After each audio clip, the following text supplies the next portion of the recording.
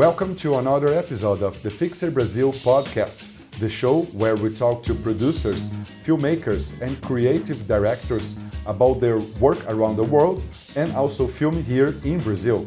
I am your host, Tomás Cavalieri. Today, I'm joined by a very special guest, Jonathan Almond, founder and creative director of Delightful Media, a production studio based in the UK specializing in branded content for the global drinks industry. John is also the mind behind Delightful Drinks, a best-in-class social publisher focused on spirits and cocktails. I had the pleasure of working with John here in São Paulo during the World Class Drinks competition.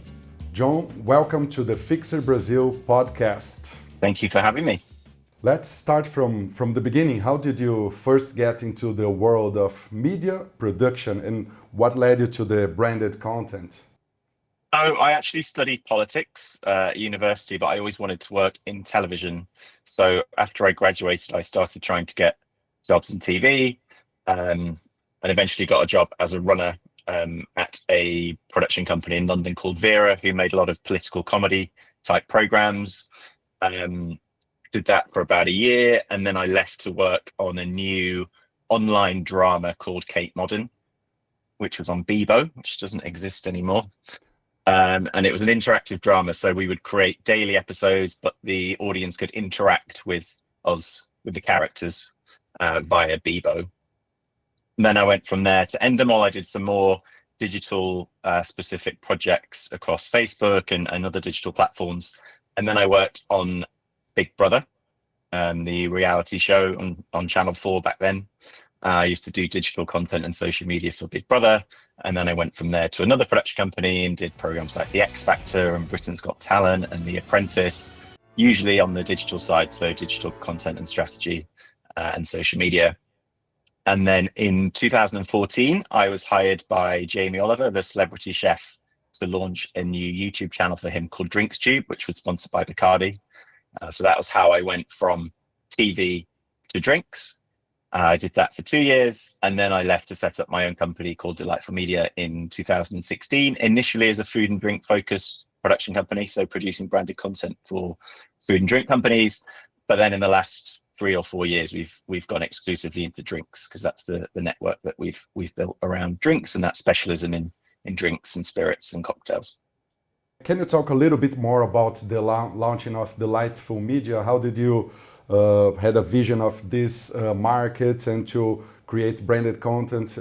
Tell me a little bit about the size of this market and how you have been working with the brands.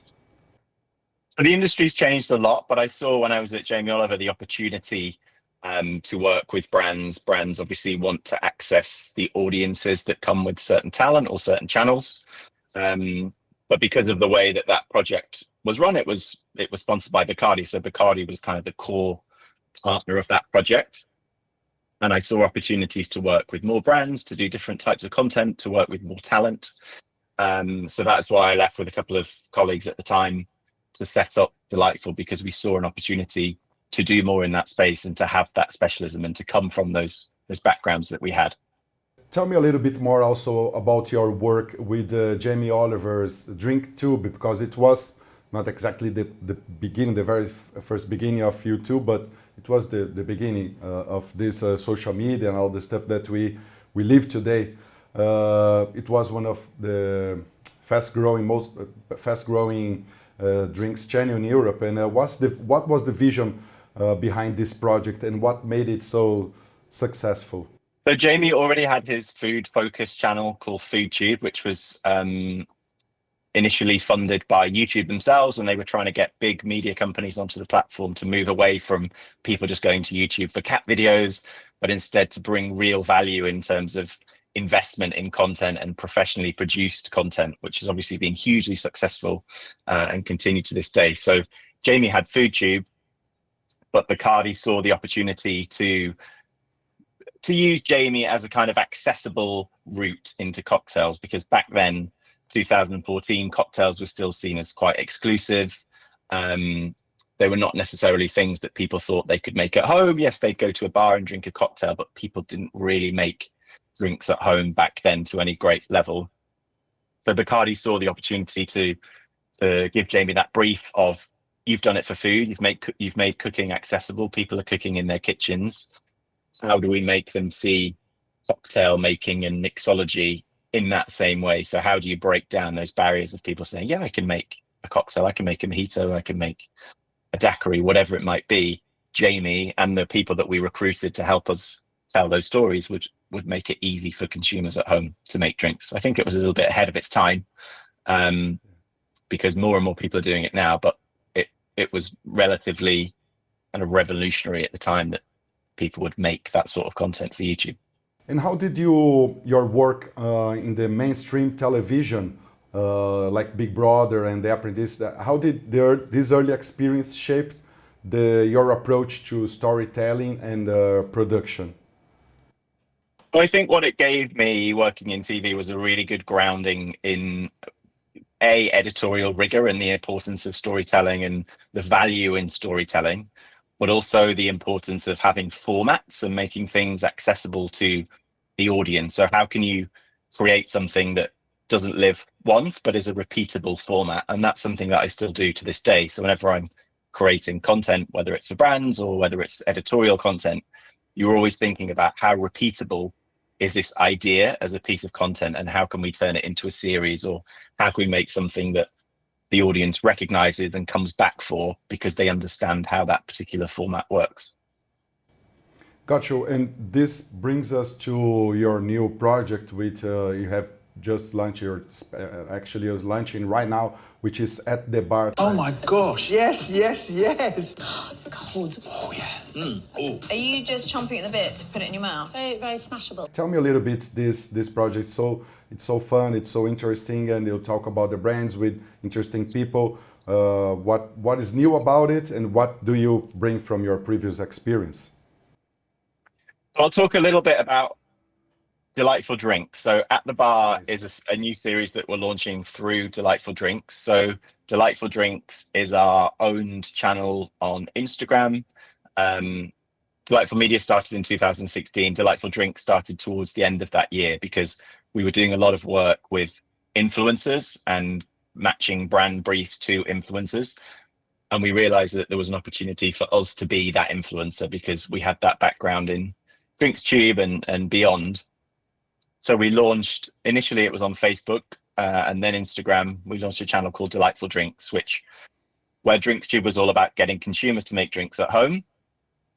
Delightful Drinks was all about going out into bars, going out into the on-trade and filming with real bartenders in their bars and showing people how incredible cocktails can be when you drink them out of the home, finding places to discover and, yes, inspiring you to make drinks at home through those methods and those techniques and those ingredients, but also the kind of opportunity that was around in incredible bars, mostly in the UK because that's where we're based, but also with an eye on the world.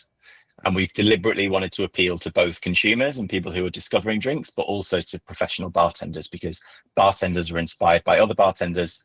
They want to see the world's best bartenders making drinks. So we deliberately courted that audience. So that grew massively across Instagram, and then obviously COVID put a little pause on the kind of content that we were doing there because bars were closed. We couldn't necessarily produce to the level that we were before, so we shifted to more of a phone shot strategy, which worked for a while. And then we got really busy with client projects, so it took a bit of a backseat. But we decided about 6 months ago that we were going to relaunch Delightful Drinks with a new content strategy, new content filmed in bars, moving away from the phone shot content and going back to the higher production values of shooting with the team and shooting things professionally. And as part of that, was a long-winded way of getting back to your point, we decided to create a talk show. Initially, we were calling it a podcast, but it is more of a video-based talk show that we have called At the Bar. So we filmed series 1 of this. We filmed 6 episodes. The premise is that every episode we're joined by a celebrity guest or a guest from the worlds of hospitality. And we interview them. We have different rounds of formatted points around. We play a game called This or That, where they choose their favorite cocktail. Winner stays on. And then we build up to this moment at the end called Dream Drink, where we've done a bit of research on them. before they come on the show. And then at the end of the episode, we create their dream drink, which is based on either a memory or a moment or their preferences and flavor. And we surprise them with this drink that we hope they're going to love. And it's deliberately been designed so that there's a full length episode of about 20-30 minutes, but we also take all of those individual format points from the episode, clip them up, and they will be released through the At The Bar account on Instagram, and also via Delightful Drinks, and with in collaboration with the talent and the guests as well. Trickles down the side of my cheek. This talk show format has been here since television, and I mean then now social media. What is new about your approach when you do these interviews and at the bar? So there's a lot of drinks podcasts out there. There's a lot of drinks content, but certainly in the podcast space, it tends to be quite serious. It tends to be quite factual. It tends to be either news-based or diving into quite serious topics. And we wanted to bring the fun back to drinks. So although obviously we take it very seriously, we want it to be a bit more sort of talk show, entertainment led. So we back it up with real drinks knowledge, and we have a great bartender in the show called Jack Sotti, award-winning bartender, very well-known bartender, and he is the guy behind the drinks. But we want to have fun. We want the audience to have fun. We don't want it to be exclusive. We want it to appeal to people who have either a casual interest in drinks or a more passionate interest in drinks, but basically come for the fun and stay for the knowledge that you pick up along the way. Awesome. I'd like to talk to you a little bit about the world-class competition where actually we have worked together here in São Paulo in 2023. I'm going to play a few behind-the-scenes clips for you to see, and then we can comment over the images, okay? So, what is world-class? Tell me a little bit about this event. So, World Class is one of the world's biggest bartender competitions. It's in its 16th year. It's run by Diageo. So every year there's about 50 competing countries or markets around the world. They will have their own national heats and national finals. And then every year they will send their winning bartender to the global final, which moves around every year. So the year that we worked together, it was in Sao Paulo. Last year it was in Shanghai. This year it's going to be in Toronto. And all of those bartenders come to that city to compete across the week in a number of challenges. They're judged by some of the very, very best bartenders and industry figures in the world. And at the end of that week, we crown the Global Bartender of the Year, and they join the Hall of Fame. So this year we'll be looking for our 16th member of that Hall of Fame. It's an amazing opportunity for you to create content. So tell me about your strategy when you came to Brazil and in the world-class films that you produce for them. So we came on board just before this, actually, in Sao Paulo in 2023 as the content and social partner globally. So we're responsible for creating content around the event that is published during the week that captures everything that's going on in the challenges, but also, and specifically what we work together on, is the editorial strand. So we produce a year's worth of editorial or advocacy content that goes out across the world-class channels on Instagram and YouTube, where we interview bartenders about their careers, about their techniques, about their tips, basically to bring that bartender audience closer to those influential figures and to kind of, dive into their insights and mine what we can from their knowledge to share with other people. So it's a huge opportunity to capture content with bartenders from all over the world who are all in the same place for just 1 week every year. And for this project, you came with the DOP Chris Newcomb, and you partnered with us, FixerBrazil, and then we had Clara, the sound recordist, and Felipe, the other big camera operator. And it's very interesting because you're shooting this with the ARRI Alexa mini cameras and cinema lenses, which is like very high-end production. You see, we had to a big setup here to do these interviews and this content to create this. Tell me about your option to go with this high-end and a lot of value added to the production. For the social media, how do you see this? So I think we've always probably over-invested in production values because partly just to stand out from other content that's out there. And I think when you're making drinks, you want them to look delicious. You want them to look inviting. And I think using cinema quality lenses and cameras and lighting everything really well. So Chris Newcomb, the DOP here, we work with on a lot of projects. I've known Chris for about 15 years. We've done a lot of things together, not just in drinks, but because we've worked together so frequently, we do have a shorthand, and Chris can set things up and light situations really nimbly. So, you know, this is a roaming setup. We didn't have that bar for very long. We probably popped into that bar for an hour. So Chris is great at setting things up quickly, lighting them beautifully, and then knowing that we're going to have a great product, a great output at the end of it. And as you said, you produce a lot of content for like a 1 year based content. So we had these talks also that we covered, the interviews, and you see the marks on the monitors for like widescreen and also vertical, shooting vertical and then widescreen. So how much pre-production do you do along with the world-class people, you know, to understand which talks you're going to cover, who you're going to interview, because it's a lot of people to talk, and this is another interview setup. So one interviews and some talks that we cover, some interviews on the how do you plan for this? How much pre-production do you do? So there's a huge amount of pre-production that goes on throughout the year. So we have all agency meetings with the other agencies, the event agency and the PR agency throughout the year, where as the event gets planned. But then our pre-production really kicks in a couple of months before the event. So we've got Toronto coming up at the end of September. So we're already now identifying the talent that we want to focus on. We're plotting out the schedule of the event and where we can get access to certain people and what spaces we can access and what we can shoot in what bar. So there's a huge amount of planning, but you also need to be really reactive and flexible on the ground because people's schedules change, schedules of the spaces change. You have to be adaptable and nimble on the ground, plan as much as you can in advance, but also be flexible and open to changes when you're there, because as you know, it's a very fast moving event. It's a very big event. There's a lot going on. There's a lot of moving parts, and we need to fit in where we can, not necessarily interfere with the event, but get what we can out of it to take away and use across the year. For example, you were filming here in Brazil. So tell me a little bit about your experience filming abroad, because you have to mix with the local crews like you did in China and now this year in Canada, here in Brazil. Tell me a little bit your experience and how to find the right people, the fixers or the producers that you're going to partner with, the different cultures. So it comes back to that pre-production process, and the very earliest part of our pre-production when we're gearing up for executing the production in that city is finding the right partner. So we'll speak to a number of partners. We'll assess people based on capability, what they've done before, their experience.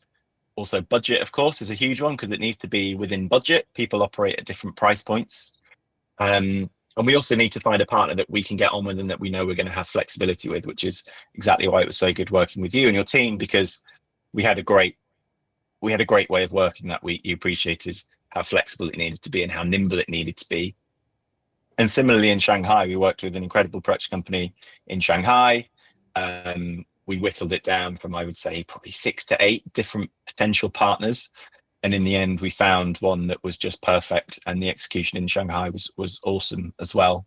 And similarly in Toronto, we have found another great production partner who has done a lot of work with World Class before in that market. So understands the event, understands the type of output. And I would say the partner is so important to that process, because we can't bring everyone from the UK because it's very expensive. It's prohibitively expensive. So we have to brew up a lot of that team locally. And from your experience, what makes a fixer or local production partner valuable on international shoots? What are the main key things that you're looking at?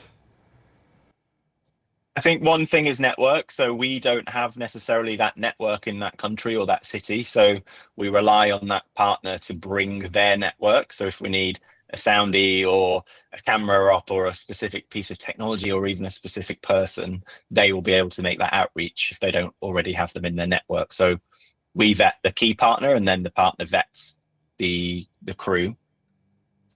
And also local knowledge, so knowledge of permits, knowledge of areas, knowledge of locations, of what we can and can't do, saves us a lot of legwork and research on our side if we can just fire off a few questions at our local partner and they can say, oh yes, you can fly a drone around there, or no, you'll need this permission, or we can apply for this permission for you. Even more so when you've got the language barrier. So obviously when we were in China, especially, the language barrier on forms and permits was not necessarily something that we would be comfortable tackling. So having a bilingual partner who could then translate that all for us was super valuable.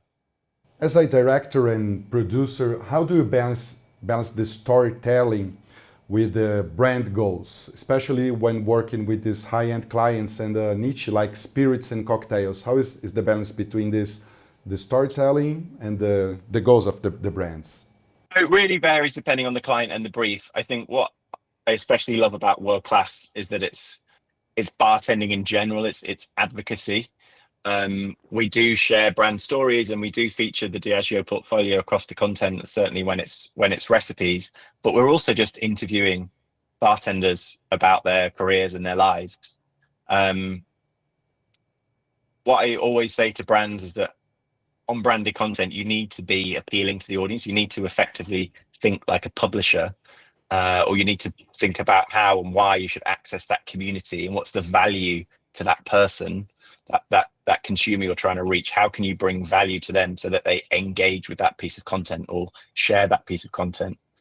It's no good just creating content and throwing it out there. You have to think about how it's going to engage people or what value it brings to them.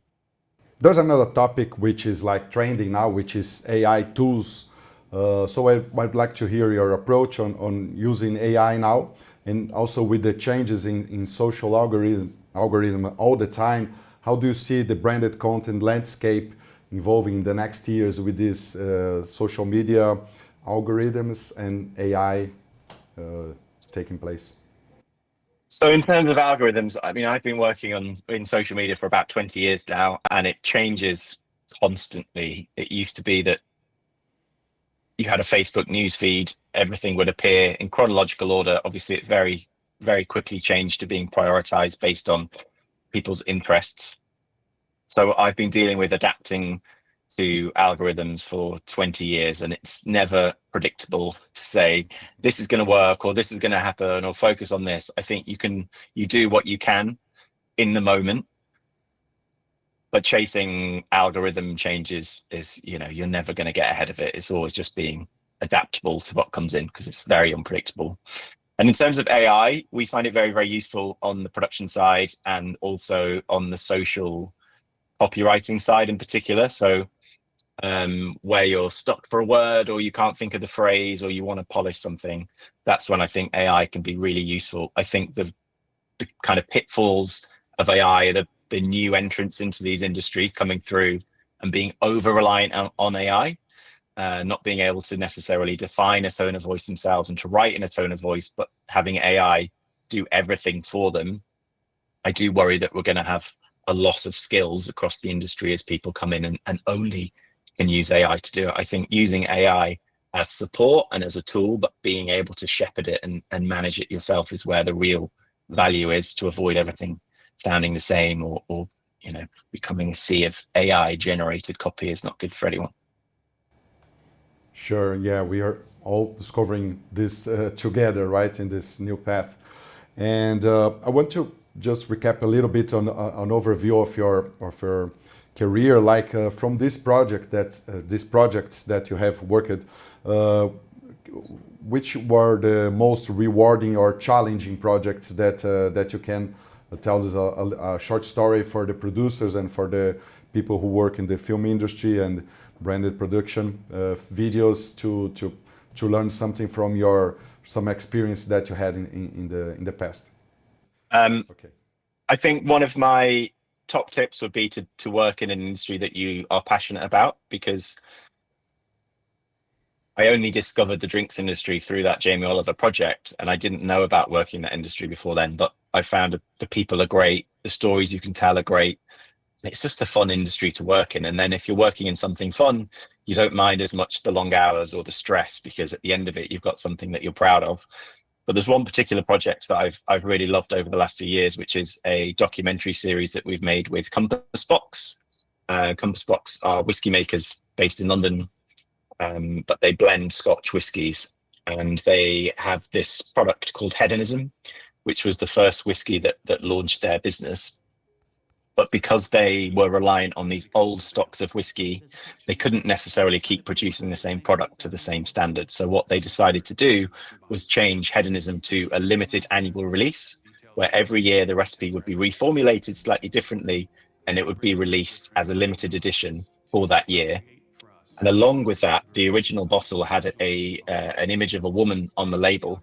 So what they decided to do when they moved to this limited annual release 2 or 3 years ago was to partner with a different female artist to reimagine that hedonism woman in their own artistic style. So we first collaborated with Compass Box, I think 2-3 years ago, on the first limited annual release of Hedonism. And we went up to Edinburgh and we filmed this documentary with the artist that they were partnering with that year, called Stephanie Rue, who made these beautiful Renaissance style paintings with gold leaf and really, really kind of old school techniques, but in a modern output. And every year that artist creates the label for that bottle. And since that first one, we've every year made a documentary that tells the story not only of the artist and that artwork for that year, but also the new liquid and the story that goes with it. So I really love doing that because it combines art with whiskey and storytelling. It's basically everything that I love in one project. And the first one that we created, we actually won an award for the best marketing campaign at the Spirits Business Awards. So proof that you can do what you love and that you find interesting and have great success with it. And finally, you already told me a little bit of this. I would like to give an advice for the filmmakers and producers looking to build a career, because you have built and keep building a career. Looking back and looking forward, like in the industry, in branded content or film production or video production. So from your experience, which advice would you give to people who want to do this? I think you just have to start doing it. So when I started out in TV, I had a lot of rejections for runner jobs because it was an entry-level position, but I was getting told I didn't have enough experience. So you just have to be persistent and you have to be resilient. And certainly since starting my business, resilience is a skill that I've really, really developed, because you have to take the no's and the rejections, and your emails will get ignored, and you just have to keep going, and you have to find the joy in what you do, and believe in yourself that you can do it. That's it. Thank you very much. It was a pleasure to talk to you, to remember our work together here in São Paulo. I hope that we have an opportunity to work again in the future, maybe in another event or a video production. And I wish you a lot of luck with the new projects. And where can people find you online, if you want to give us your social media? Yeah, so you can follow me at John Almond, JONALMOND. You can follow the company at Delightful Media on Instagram, and you can follow Delightful Drinks on Instagram as well. Awesome. And I see that you're also very active on LinkedIn. This is a good platform also, right? Yes, please look me up on LinkedIn. I will spam you regularly on LinkedIn. Amazing. John, thank you very much for doing this, and I hope to meet you again in the future. Thank you very much. It's been a pleasure. Thanks for watching this episode. And don't forget, if you're a producer looking to film in Brazil, follow our Instagram and YouTube channel. See you in the future episodes.